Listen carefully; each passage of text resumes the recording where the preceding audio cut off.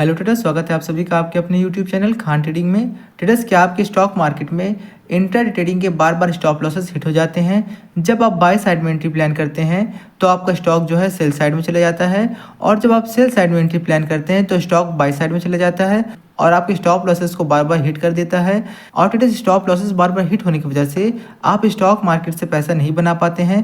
तो ट्रेडर्स, आज की इस वीडियो में हम एक ऐसी स्ट्रैटेजी सीखने वाले हैं जिस स्ट्रैटेजी के बेसिस पर ट्रेडर्स आप अपने स्टॉक मार्केट के सारे लॉसेस को रिकवर कर सकते हैं। और ट्रेडर्स, जो आज मैं आपको स्ट्रैटेजी सिखाने वाला हूं ये एक वरदान स्ट्रैटेजी है। ट्रेडर्स, इस स्ट्रैटेजी की एक्यूरेसी बहुत ज़्यादा हाई है और ट्रेडर्स इस सिंगल स्ट्रैटेजी के बेसिस पर आप अपने स्टॉक मार्केट के सारे लॉसेस को रिकवर कर सकते हैं। तो ट्रेडर्स, आज की इस वीडियो को आप स्टार्टिंग से लेकर एंड तक जरूर देखें। तो चलिए ट्रेडर्स, वीडियो को स्टार्ट करते हैं। ट्रेडर्स, आज की जो हमारी स्ट्रैटेजी का जो हमारा स्कैनर है, जिस स्कैनर के बेसिस पर हमें स्टॉक मार्केट में इंट्राडे ट्रेडिंग के लिए स्टॉक को पिक करना है, उस स्कैनर को चार्ट पर लगाने के लिए हम गूगल पर चले जाएंगे और गूगल पर जाकर सर्च करेंगे charting.com। इस वेबसाइट को हम ओपन कर लेंगे। चार्टिंग की वेबसाइट ओपन होने के बाद हम स्क्रॉल डाउन करेंगे और जो ये हमारा स्कैनर का जो ऑप्शन है, इसमें जो हमारा क्रिएट योर ओन का ऑप्शन है, हम इस ऑप्शन पर क्लिक कर देंगे। क्रिएट योर ओन के ऑप्शन पर क्लिक करने के बाद हमारे सामने कुछ इस तरह का इंटरफेस ओपन होगा। और ट्रेडर्स, आज का जो हमारा कंडीशन है, जिस कंडीशन के बेसिस पर ट्रेडर्स हमें हाई मोमेंटम वाले स्टॉक को पिक करना है, उस कंडीशन को चार्ट पर लगाने के लिए मैट फिल्टर वाले ऑप्शन पर क्लिक करेंगे। और ट्रेडर्स, आज का जो हमारा पहला कंडीशन है वो ये है कि हमारे 5 मिनट का टाइम फ्रेम का RSI ग्रेटर देन हो नंबर 60 के। इसे हम डेली से चेंज करके 5 मिनट कर देंगे। और ट्रेडर्स, हमारा जो सेकंड कंडीशन है वो ये है कि हमारा डेली का क्लोज ग्रेटर देन हो हमारे 1 डे एगो के क्लोज के। इसे हम डेली से चेंज करके 1 डे एगो कर देंगे। और ट्रेडर्स, इसमें जो गेन हो वो 2% का होना चाहिए। तो इस कंडीशन को चार्ट पर अप्लाई करने के लिए मल्टीप्लिकेशन वाले साइन पर क्लिक करेंगे और यहाँ पर हम मल्टीप्लाई का ऑप्शन लगा लेंगे और नंबर में टाइप करेंगे 1.02।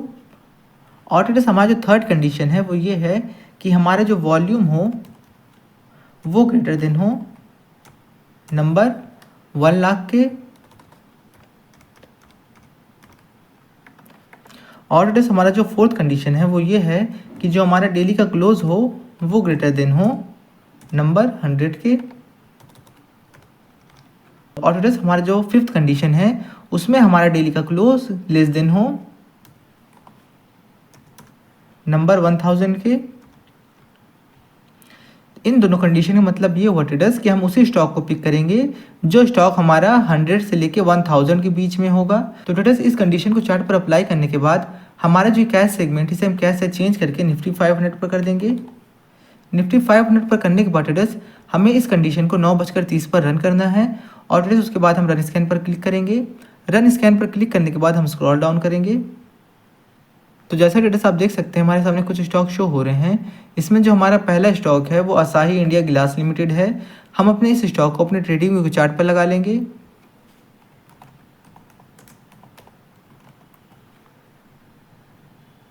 ट्रेडर्स, स्टॉक को चार्ट पर अप्लाई करने के बाद आज की जो हमारी स्ट्रैटेजी का जो हमारा इंडिकेटर है, जिस इंडिकेटर के बेसिस पर हमें स्टॉक में एंट्री प्लान करना है, उस इंडिकेटर को चार्ट पर लगाने के लिए हम इंडिकेटर सेक्शन में चले जाएंगे। और ट्रेडर्स, आज की हमारी स्ट्रैटेजी का जो हमारा पहला इंडिकेटर है वो है ट्रिपल RSI। हम अपने ट्रिपल RSI इंडिकेटर को अपने चार्ट पर लगा लेंगे। और ट्रेडर्स, हमारा जो सेकंड इंडिकेटर है वो हमारा लीनियर रिग्रेशन है, लीनियर रिग्रेशन चैनल। हम अपने सेकंड इंडिकेटर को अपने चार्ट पर लगा लेंगे।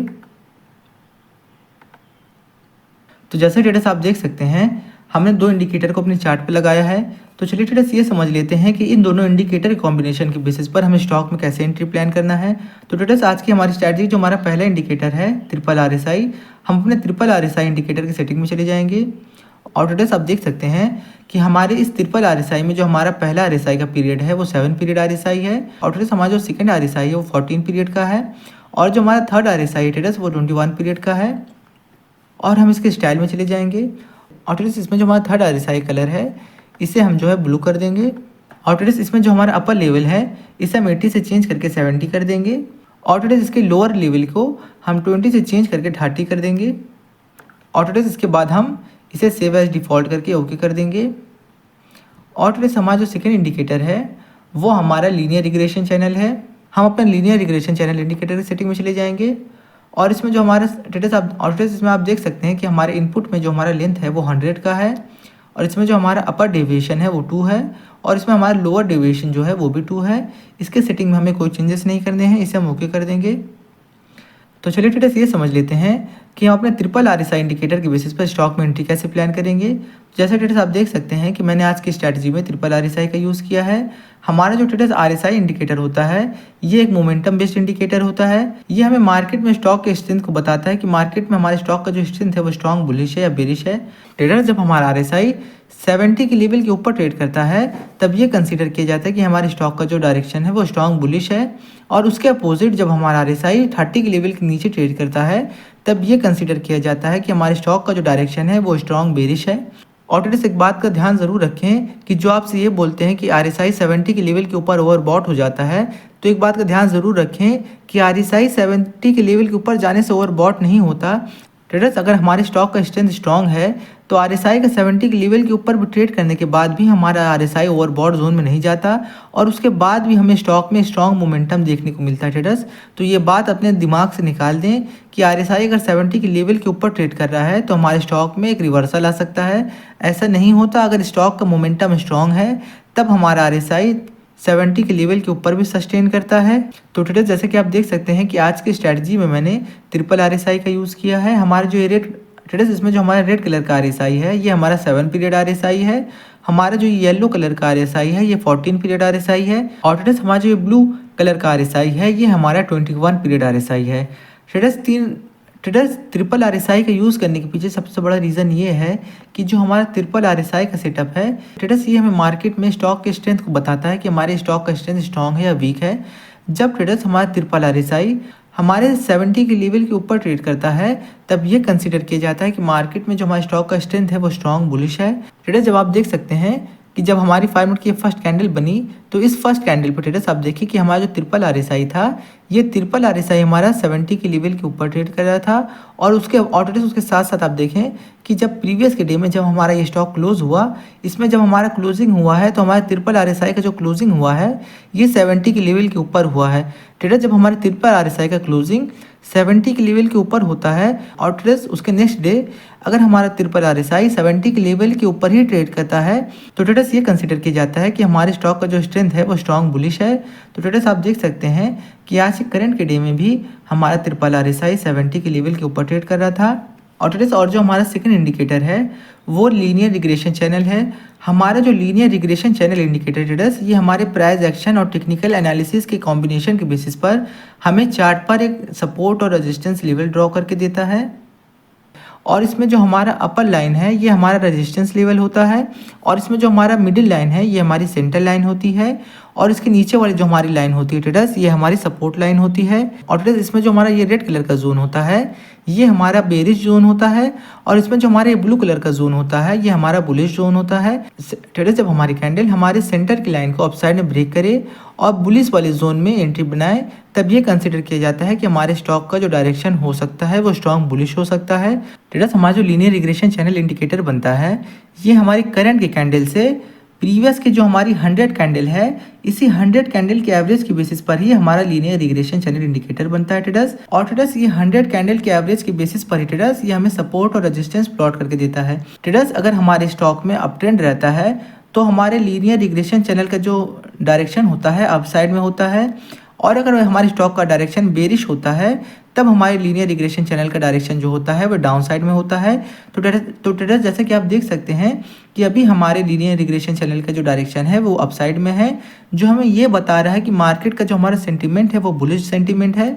और इस कंडीशन में ट्रेडर्स अगर हम अपने स्टॉक में एंट्री प्लान करेंगे तो लॉन्ग साइड में एंट्री प्लान करेंगे। तो ट्रेडर्स आप देख सकते हैं कि हमें अभी इस स्टॉक में अप साइड में एक अच्छा मोमेंटम देखने को मिल रहा है। और ट्रेडर्स इसमें जो हमारा अपर लाइन है ये हमारा रेजिस्टेंस का लेवल है। ट्रेडर्स जब हमारी कैंडल हमारे इस अपर लाइन के पास आ जाती है, रेजिस्टेंस लेवल के पास आ जाती है, तो हमें स्टॉक में एक रिवर्सल देखने को मिलता है। तो आप देखिए कि जब हमारी कैंडल हमारी इस अपर लाइन के पास टच हुई उसके बाद हमें स्टॉक में एक रिवर्सल देखने को मिला, और उसके साथ साथ ट्रेडर्स आप देखें कि इस पोजीशन पर हमारे ट्रिपल RSI ने डाउन साइड क्रॉस ओवर भी किया है।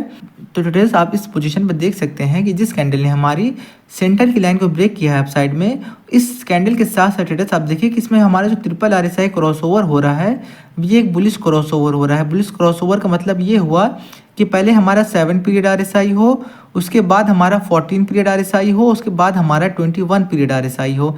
जब हमारा ये RSI कुछ इस तरह का सेटअप बनाता है और जब ये 70 के लेवल के ऊपर होता है और उसके साथ साथ जब हमारे लीनियर रिग्रेशन चैनल हमारे सेंट्रल लाइन को अपसाइड में ब्रेक करता है, तब ये कंसीडर किया जाता है कि हमारे स्टॉक का जो स्ट्रेंथ है वो स्ट्रॉन्ग बुलिश है। और ट्रेडर्स अगर हम इस कैंडल पे अपनी एंट्री प्लान करते हैं तो हमारा जो टारगेट होता है ट्रेडर्स, हमारा ये रेजिस्टेंस लेवल होता। तो ट्रेडर्स आप देखिए कि रेजिस्टेंस लेवल के पास आने के बाद हमारे स्टॉक ने रिवर्सल लिया, और जब रिवर्सल लिया है ट्रेडर्स, इसमें देखिए कि हमारे RSI में जो हुआ है डाउन साइड के क्रॉसओवर हो गया, तो हम अपने स्टॉक से एग्जिट ले लेते हैं। ट्रेडर्स अगर हम अपने इस स्टॉक में अपने सेकंड इंडिकेटर, हमारा जो सेकंड इंडिकेटर है उसे अगर हम ऐड कर दें, और ट्रेडर्स अगर हम अपने इस स्टॉक में मल्टीपल मूविंग एवरेज इंडिकेटर के बेसिस पर एंट्री प्लान करते हैं तो कैसे करते हैं? Multiple moving average using one indicator, हम अपने चार्ट पर इस इंडिकेटर को लगा लेते हैं। ट्रेडर्स हम अपने इस मल्टीपल मूविंग एवरेज इंडिकेटर की सेटिंग में चले जाएंगे। इसमें जो मैंने इंडिकेटर का यूज़ किया है, मैंने 20, 50, 100 और 200 पीरियड EMA का यूज़ किया है। ये हमारा मल्टीपल EMA इंडिकेटर कॉम्बिनेशन है। इसके सेटिंग में हमें कोई चेंजेस नहीं करने हैं। ट्रेडर्स हमारा जो EMA इंडिकेटर है, ये हमें स्टॉक के डायरेक्शन को बताता है कि हमारे स्टॉक का डायरेक्शन बुलिश है या बेरिश है। ट्रेडर्स जब हमारी कैंडल हमारे EMA के ऊपर ट्रेड करती है, तब ये कंसीडर किया जाता है कि हमारे स्टॉक का जो डायरेक्शन है वो बुलिश डायरेक्शन है। और ट्रेडर्स उसके अपोजिट जब हमारी कैंडल हमारी EMA के नीचे ट्रेड करती है, तब ये कंसीडर किया जाता है कि हमारे स्टॉक का जो डायरेक्शन है वो बेरिश डायरेक्शन है। तो ट्रेडर्स आप देख सकते हैं कि इस मल्टीपल EMA कॉम्बिनेशन में हमें कैसे एंट्री प्लान करना है कि जब हमारा मल्टीपल EMA एक गोल्डन क्रॉसओवर करे तभी हम अपने स्टॉक में एंट्री प्लान करेंगे। तो गोल्डन क्रॉसओवर हमारा क्या होता है ट्रेडर्स, चलिए ये समझ लेते हैं कि गोल्डन क्रॉसओवर में हमारा पहले 20 पीरियड EMA हो, उसके बाद हमारा 50 पीरियड EMA हो, उसके बाद हमारा 100 पीरियड EMA हो, उसके बाद हमारा 200 पीरियड EMA हो। जब ट्रेडर्स हमारा EMA में कुछ इस तरह का सेंटीमेंट बनता है, तब ये कंसीडर किया जाता है कि हमारे स्टॉक का जो डायरेक्शन है वो बुलिश हो सकता है। तो आप देखिए कि हमारे इसमें जब एक बुलिश सेंटीमेंट बना, उसके साथ साथ जब हमारा RSI हमारे 70 के लेवल के ऊपर ट्रेड कर रहा था, तो हमें इस स्टॉक में एक अच्छा मूव कैप्चर करने को मिला ट्रेडर्स। तो चलिए ट्रेडर्स ये समझ लेते हैं कि अगर हम अपने इस स्टॉक में एंट्री प्लान करते हैं तो अपने स्टॉप लॉस को कहाँ लगाते हैं। ट्रेडर्स अगर आप इस स्ट्रेटजी के बेसिस पर स्टॉक में एंट्री प्लान करते हैं तो अपने स्टॉप लॉस को इसी कैंडल के लो के नीचे लगाते हैं जिस कैंडल ने हमारे सेंटर की लाइन को अपसाइड में ब्रेक किया है। और ट्रेडर्स अगर हम अपने इस कैंडल पे अपने स्टॉप लॉस को लगाते हैं तो जो हमारा टारगेट होता है ट्रेडर्स, हमारा जो है रेजिस्टेंस लेवल होता। और ट्रेडर्स आप देखें कि इसके लो के नीचे स्टॉप लॉस लगाने के बाद हमें इस सेकंड कैंडल पे अगर हम अपनी एंट्री प्लान करते हैं तो हमें इस स्टॉक से एटलीस्ट 2.81% का मूव कैप्चर करने को मिलता। तो ट्रेडर्स ये एक बहुत ही पावरफुल स्ट्रैटेजी है और इस स्ट्रैटेजी की एक्यूरेसी बहुत ही ज़्यादा हाई। ट्रेडर्स आप इस स्ट्रैटेजी को अपने ट्रेडिंग सेटअप में ज़रूर ऐड करें। तो ट्रेडर्स अगर आपको ये वीडियो पसंद आई हो तो वीडियो को लाइक और चैनल को सब्सक्राइब करना ना भूलें। तो मिलते हैं ट्रेडर्स अगली वीडियो में।